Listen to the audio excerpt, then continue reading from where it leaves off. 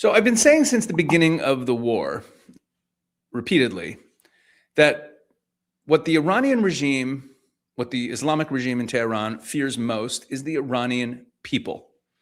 And, they fear them rising up. That's their number one fear.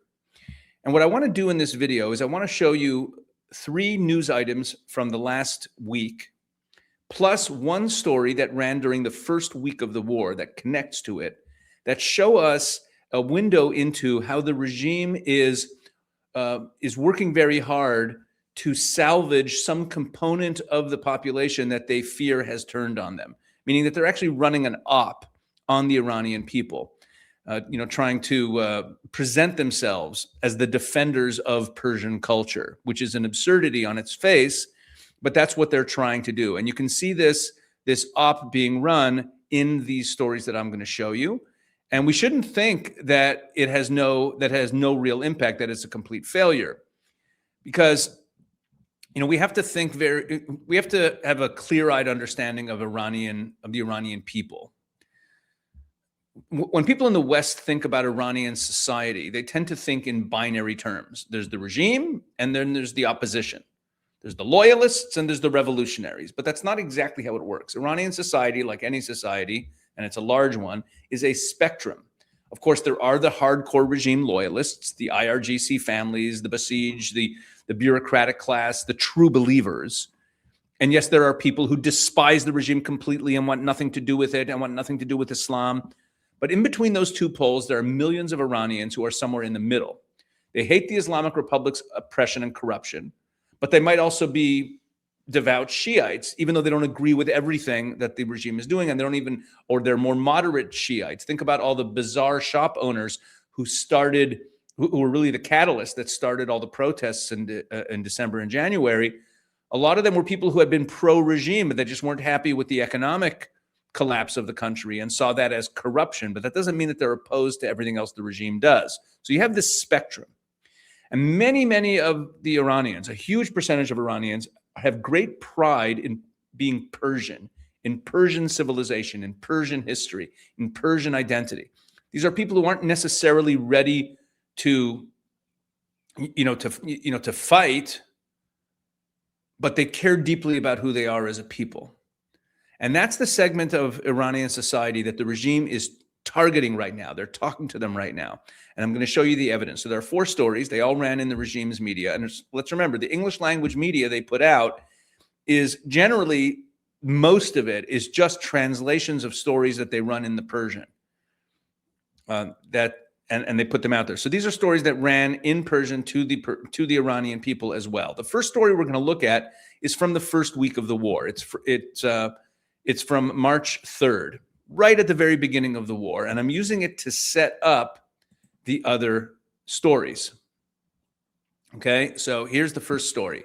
Airstrike on Tehran damages Golestan Palace, a UNESCO World Heritage Site.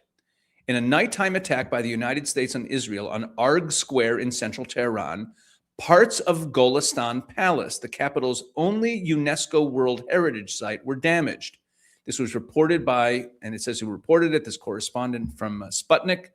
Golestan Palace is a historic complex of buildings and gardens whose construction dates back to the reign of Shah Tahmasp, the first of the Safavid dynasty. During the Zand period, the palace briefly served as the residence of Karim Khan, and in the Qajar era, it was extensively expanded to accommodate the royal family in the new capital. During the Pahlavi era, that's right before the Islamists took power in the late 70s.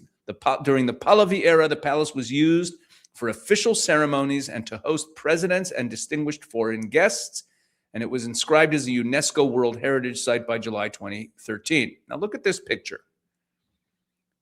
This is the palace after the airstrike. A view of debris at the historical monument Golestan Palace following an Israeli and U.S. airstrike on the Justice Building in the area. So the Justice Building was struck amid the U.S.-Israel conflict with Iran in Tehran. Okay. Now, extent of the damage and officials' response. The blast waves from the Sunday night attack caused damage to sections of the palace, including its wooden doors, Orsi, which are traditional Persian windows, it says here, and parts of the mirrorwork. Sayed Reza Salah Amiri, Minister of Cultural Heritage, Tourism and Handicrafts, confirmed the damages on March 2nd, and he says that it's a violation of international law. Museum artifacts from Golestan Palace were previously moved to secure storage following the 12-day war and the incidents of January 2026, the protests, and they were not affected in the recent airstrike and remain in a safe location. Now look at the damage. These doors are intact. I mean, the windows are still intact. The walls are intact. There's some debris on the floor. Most of the windows are still intact here. Okay, that's the Golestan Palace attack. And this is on the third day of the war. This was the front page headline in Iranian regime media. Okay, so why am I bringing this up? Notice that it says here in the caption to that picture that I read that it's a view of debris at the historical monument Golestan Palace following an Israeli and U.S. strike on the Justice Building. The Justice Building was struck. A precision strike on a government building nearby. The blast waves from that strike caused some collateral damage to the palace, I guess. The museum artifacts were safe. Now, why does the regime make this the top story on the third day of the war? Because it was only lightly damaged anyway. There were much bigger military and political stories to cover at the time because it was not a news story. It is messaging. And the message is your heritage is under attack, your Persian heritage, your civilization is under attack, and we, the Islamic Republic, are defending it. So hold that thought because we're going to come back to this in a few minutes and you're going to see what they've done with this story since then, okay? So story number 2, this is from 2 days ago. Tehran launches restoration of war-damaged historic sites. Tehran city officials, Tehran city officials have announced the start of damage assessments and emergency restoration work for historical landmarks affected during the recent conflict, as authorities simultaneously push forward cultural and tourism initiatives across the Iranian capital. Golestan Palace, the only UNESCO World Heritage Site in Tehran, is among the locations reportedly damaged during the attacks. Okay, we just talked about Golestan Palace. Municipal officials described the strikes as deliberate, accusing the United States and Israel of targeting culturally significant sites. Syed Ahmad Alavi, a member of Tehran City Council and head of its tourism committee, said emergency restoration plans and funding allocations for damaged heritage buildings in districts 1, 11, and 12 are now a top priority. According to him, several historic and cultural sites sustained damage during what he called intentional attacks, prompting the municipality to accelerate preservation efforts. Alavi also said cultural, social, and tourism programs have taken on greater importance under Iran's current circumstances, particularly in neighborhoods most affected by the conflict. He noted that Tehran's municipality aims to increase public presence in urban spaces through recreational events, cultural programming, and expanded public activities in an effort to strengthen social cohesion. Now, this paragraph contains some actual, what I would call gold, pure gold. Okay? Pure gold. Watch this. As part of these efforts, several large-scale urban projects, including the Harzat Zara Garden Walkway, the Farazad River Valley Development, and the Alborz Lashgarak Tourism Project, are being promoted as symbols of reconstruction and urban renewal. Remember, people can't eat right now in Tehran. They don't have water or electricity. Restoration work is also underway on a number of historic houses associated with prominent Iranian figures, including properties linked to former statesman and renowned poet and filmmaker Farrokhzad. Remember that name. We'll get to that in a moment. This is absolute gold when you learn who Farrokhzad is. Let's just finish the piece. During a conference in Tehran titled Tourism and Cultural Heritage Resilience, during wartime, officials and heritage experts said the conflict caused extensive damage to historical sites across the country. Alavi stated that more than 60 heritage sites in Tehran and around 155 nationwide were damaged during the 12-day war. He further claimed that the strike on Golestan Palace was specifically intended to undermine symbols of Iranian history and identity. Located in Tehran's historic center, the palace complex is one of the country's most important Qajar-era landmarks and attracts thousands of domestic and international visitors every year. All right, we don't have to finish every word of the piece. It just goes on to say more things that some officials said about this. Now, in March, the palace was incidentally damaged by a blast wave from a strike on the Justice Building nearby. Remember that? That's what happened on March 2nd. The regime's own caption said that. Now in May, the same strike has become, in the words of the city councilman, deliberate attack intended to undermine symbols of Iranian history and identity. Now think of what that claim requires you to believe. That the United States and Israel, think of those two militaries, arguably the most precise weapons systems on Earth, that they chose to target a UNESCO World Heritage Site, but didn't cause much damage to it. I mean, the whole thing is absurd. It's absurd on its face, but it's not meant to be believed analytically. It's meant to be felt by Persian people. It's meant to reach that Iranian who loves Persian history, who has mixed feelings about the whole war, who visited Golestan Palace, who learned about Qajar history in school, and make them feel that something precious to them is being attacked by the Americans. And notice something else in the story. 60 heritage sites damaged in Tehran, 155 nationwide. A conference titled Tourism and Cultural Heritage Resilience During Wartime. They're building an entire institutional narrative around this. This is not one story. This is a campaign.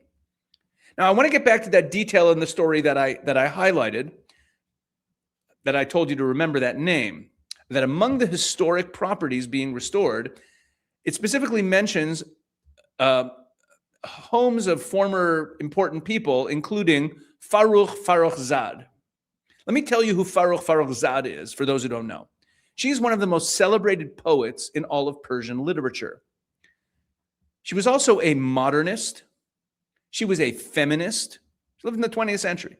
She was an iconoclast who wrote openly and unapologetically about female desire, about female independence, about freedom. She left her husband. She lost custody of her son because she refused to conform. She had a public love affair. She made movies. She died in a car accident at 32 years old and left behind a body of work that the regime has been suppressing for the last 47 years. She was a feminist author who was very public about her flaunting of the strict morality rules of the culture. Everything she stood for is a direct affront to their ideology. The Islamic Republic is now saying that they're restoring Farrukhzad's house. Just think about that for a moment. This is the same regime that runs morality police, the same regime that arrests women for not wearing a hijab. They've been systematically trying to erase exactly the kind of modern, liberated, secular Persian cultural identity that Farrukhzad embodied. And now they're protecting it. It's quite something. But she's beloved by the people. So if you needed one single image to capture the cynicism of what they're doing right now, the naked, shameless attempt to wrap themselves in a Persian cultural identity that they've actively suppressed and persecuted, this is it. Restoring Farrukhzad's house. Just says it all. Okay, story number 3. And these two are short. The next two are very short. Attacks on cultural sites reflect hostility toward Iran identity, President. So this is from May 9th, from just under a week ago in Tasnim, the IRGC media outlet. During a visit to damaged sections of the Sadabad cultural and historical complex in Tehran, Iranian President Masoud Pezeshkian condemned attacks on cultural heritage as a violation of international norms and a hostile act against nations' civilizational identity. During his visit, President Pezeshkian reviewed the latest reports on the damage inflicted on the complex during the recent war imposed by the United States and the Israeli regime.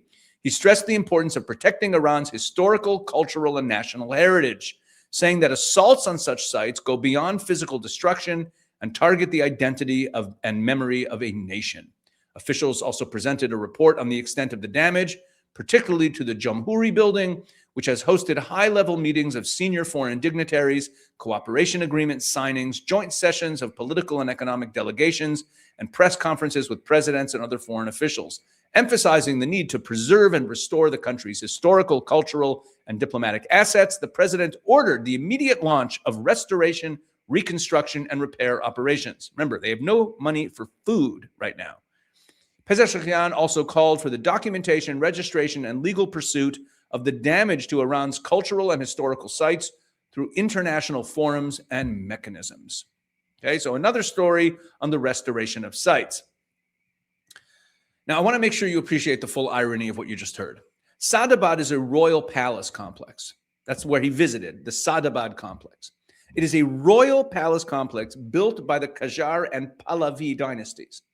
It was the Shah's summer residence. The Islamic Republic spent the first decade of its existence denouncing everything the Pahlavi monarchy represented. The Shah was a tyrant, he was a Western puppet, an enemy of Islam. That was the founding narrative of the regime. And now the president of the Islamic Republic is personally visiting the Shah's palace to express outrage that it was damaged. He's wrapping himself in the Pahlavi legacy that he inherited power by destroying.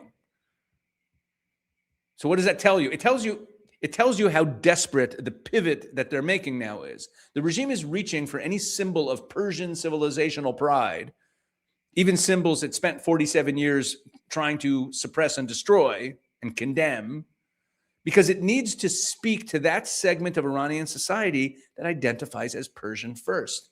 These are people who, in their rejection of the regime, have also been rediscovering their Persian identity.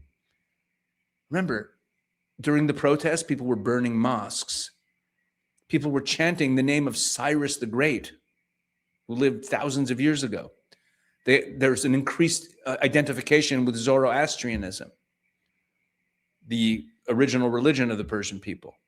The regime is looking at that constituency and trying to pull some of them back, saying, we're on your side, we're Persians too. Now, I doubt anyone's buying it. But that's not what this video is not about them being successful in this campaign. It's about the campaign that they are running. Fourth and final story, also from Tasnim. Here we go. And this is just gorgeous. This is from today. Leader praises Persian language. This is literally the top story, by the way, on Tasnim today, or it was when I logged in last. Leader praises Persian language as pillar of Iranian Islamic civilization. In a message marking the national, here we go. Leader of the Islamic Revolution, Ayatollah Sayyid Mujtaba Khamenei, praised the Persian language and literature as a major capacity for promoting the rich culture and civilization of Islamic Iran across the world. In a message marking the National Day of Commemoration of Abul Qasim Ferdowsi and the Persian Language Preservation Day, Ayatollah Sayyid Mujtaba Khamenei described the Persian language as more than a means of speech and writing, saying it constitutes the framework of understanding, the bond connecting thought, and the identity boundaries of Iranians. The leader said Persian language and literature represent one of the greatest capacities for spreading the rich culture and civilization of Islamic Iran globally, and referred to the recommendation of late leader of the Islamic Revolution, Ayatollah Sayyid Ali Khamenei, regarding strengthening the Persian language as a guiding light for the power of Iranian Islamic civilization. The leader stated that during the Third Sacred Defense, just as in the two previous imposed wars, the Iranian nation proved that Ferdowsi's epic stories reflected the reality of their lives and heroic character. According to the message, the human-building, courageous, and Quranic concepts of the Shahnameh unite all ethnic groups and social classes in Iran, preserving their identity, authenticity, and independence, and in confronting aggressors likened to Zahak. Ayatollah Khamenei said the epic of participation, defense, and victory places a major responsibility on cultural, literary, and artistic figures to rise like Ferdowsi and align the mission of artists with the mission of the people. He called on cultural activists to combine thought, pen, language, and art in order to immortalize the narrative of the nation's great uprising in history. The leader further stated that the courageous resistance and proud victory against demonic aggressors and the devils of the world has made the Iranian nation more prepared to safeguard its civilizational independence and confront linguistic, cultural, and American lifestyle influences. He added that through the initiative and innovation of cultural activists in strengthening linguistic and discourse defense and fostering the growth of children, adolescents, and youth, the nation would continue the remaining stages toward final victory with greater steadfastness. So, top story in Tasnim, in the middle of everything else going on, is that the Persian leader is praising the Persian language. Okay. I want to dwell on one phrase here because it's doing an enormous amount of work. Khamenei calls the Persian language a pillar of, and it's in the headline, a pillar of Iranian Islamic civilization, hyphenated. Iranian Islamic. That hyphen, that's the whole game right here. Because here's the reality that every Iranian actually knows. For most Iranians, especially young Iranians, Iranian and Islamic are not two words that belong together with a hyphen. They're in opposition to each other right now for a huge percentage of Iranians. Islam was imposed on Persia by Arab conquest in the 7th century. Let me say that again. Arabs conquered Persia and imposed Islam on it in the 7th century. That's not fringe revisionism. That's the history, and millions of Iranians know that. I made a video near the beginning of the war where I showed an Iranian girl who was talking about how Islam was forced on Iranian people. And that sentiment is quite widespread. So when Khamenei stands up and says that Persian language is a pillar of Iranian Islamic civilization, he's attempting something very specific. He's trying to tell this mushy middle of Iranians, you don't have to choose between your Persian identity and your allegiance to the regime. They're the same. We have the expression of both. And notice who he invokes to make this argument. This guy Ferdowsi. Okay, and the event that he spoke at, what was a commemoration, a national day of commemoration of Abdul Qasim Ferdowsi and the Persian language. Okay, so who's Ferdowsi? Who is this guy? So Ferdowsi is one of the most revered figures in all of Persian history. He's a poet who essentially saved the Persian language. Okay, he lived, I think, in the 10th or 11th century. He's a poet who essentially saved the Persian language after the Arab conquest by writing a book called the Book of Kings, the Shahnameh, in pure Persian without Arabic. This is a couple centuries after the Arab conquest. So he's a symbol of Persian cultural resistance to Arabization. That's what Ferdowsi symbolizes. That's what he's the icon of in Persian culture. His entire legacy is about preserving Persian identity against Islamic cultural imperialism. So the irony of an Islamist regime invoking Ferdowsi to legitimize itself, it's almost too much to process. It's like what they did with what's her name, with that actress. I forgot her name now. I was just talking about her a minute ago. Right? What was her name? Farrokhzad. So think about the irony of this. It's like the regime is counting on people not knowing their own history. But Iranians do know their own history. That's the problem the regime has. So let's zoom out and look at what we have here. Those are the stories I wanted to share with you. Now let's talk about them as a group. Okay? Talk about them as a group. Over the course of about a week and a half or week or so, we see all these stories. The regime's media apparatus has been running this sustained, coordinated campaign built around this idea that Persian civilization is under attack and that the Islamic Republic is defending it. The president visits damaged palaces. The supreme leader praises the Persian language. The official news agency mentions this new campaign of restoration, announcing all these restoration projects, tallying the damage of heritage sites. They're restoring the home of a feminist poet that they spent decades denouncing. This is not aimed at hardcore opponents of the regime, right? They're not persuadable. It's also not aimed at their core loyalists. They don't need persuading, and they're just true believers. It's aimed at the middle, at the millions of Iranians who are somewhere on the spectrum, who have genuine Persian pride. They might be, they're probably also Muslim. The vast majority of people there are still Muslim, at least in background. Okay, so you have they have Persian pride. They're still Muslim. They might be ambivalent about whether regime change is worth the chaos and the uncertainty. People who can be made to feel that the real threat to their identity is coming from the outside, from America and Israel attacking Persian identity, rather than from the Islamic Republic that has been destroying their culture for years. Will it work? I don't think so. Not on most people. The regime has spent 4.5 decades burning its credibility with the Iranian population. So you don't recover that with a few stories about Persian culture and restoring palaces. But the fact that they're trying this play tells you something important about where they are, right? They're invoking Ferdowsi. They're restoring Farouk Farrokhzad's house. They're visiting the Shah's palace. They're calling a precision strike on the Justice Building, where there was some collateral debris on a palace. They're calling it a deliberate strike on a Persian palace. This all tells you that they're genuinely worried about that middle segment of the population, and they should be. So that's what I wanted to share today. Please like, share, subscribe, do all that great stuff, and make sure that you're plugged into everything we're doing at Israel 365, especially, very simple, Israel 365 YouTube channel. A lot of my content goes up there as well. So if you want more of what I'm doing, you want especially interviews, we just posted another interview with Dr. David Wormser about the Middle East. And we got into some very important topics there. You can go find that video. I think it was posted yesterday.